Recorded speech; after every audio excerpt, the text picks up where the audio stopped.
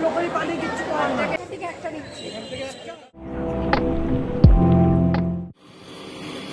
Morning. আজকে তারাপীঠে আমার সুন্দর সকাল, জয় মা তারা।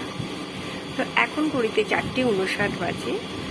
এই মুহূর্তে বেশ আলো ফুটে গেছে চারিদিকটায়।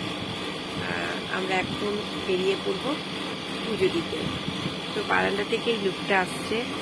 তো এবার রেডি হয়ে যাব, এক এক করে রেডি হব। এখনও শুয়ে আছে মেয়ে আর বর। আমি আগে রেডি হয়ে যাই, তারপর আমরা যাব মায়ের পুজো দিতে। সত্যি সকালটা যেন একটা অন্যরকমভাবে শুরু হয়। না, এবার রেডি হয়ে যাই তাড়াতাড়ি, নইলে দেরি হয়ে যাবে। তো সবাই মিলে রেডি হয়ে গেলাম। হ্যাঁ, একটু রেডি হতে টাইম লাগলো, কিন্তু ছটপট উঠে সবাই মিলে আজকে মায়ের পুজো। যথারীতি বাড়িতে তো তোলা যায় না, এখানে কিন্তু ভোরবেলা সবাই উঠেই আমরা রেডি হয়ে গেলাম।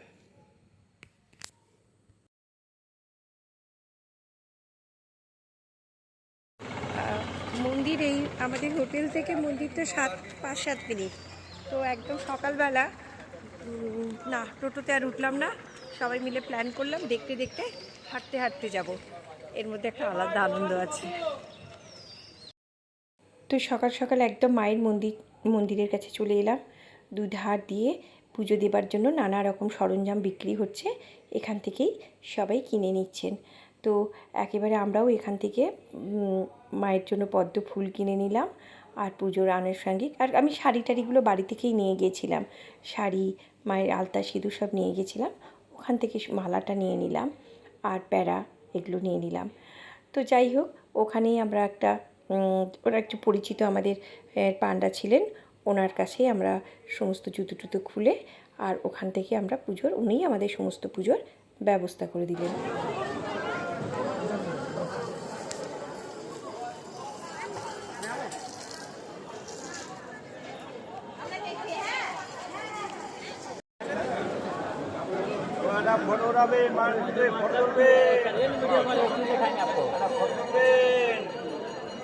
খুব ভালোভাবে মায়ের দর্শন পেলাম, আর এটার জন্যই তো অত দূর থেকে ছুটে যাওয়া, যে মায়ের দর্শনটুকু পাবো।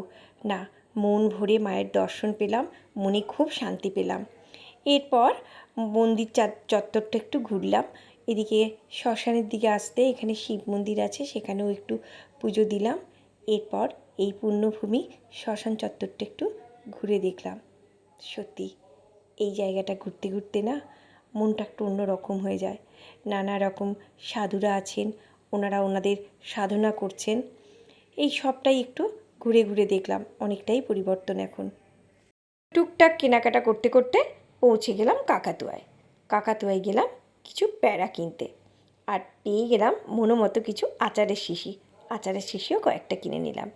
আর ওনারা কাকাতুয়ার সাথে কাকাতুয়া রেখেও দিয়েছেন, নামের সাথে পাখিও আছে।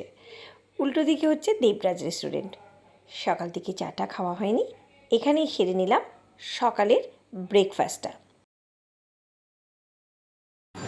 আমি গিয়ে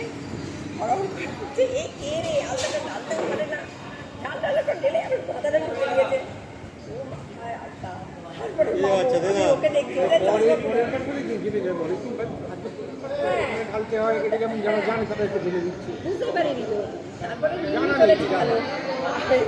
আমাকে তো মেয়েটা যাবে আর ভালো করেছে। হ্যাঁ, ও কিন্তু এই পাওয়া যায়, দারুণ দারুণ, এটা দারুণ, কর্মগুলো ভালো করে। এই মন্দির চত্বরে এসে আর এই যে সরকারি যে ডাল,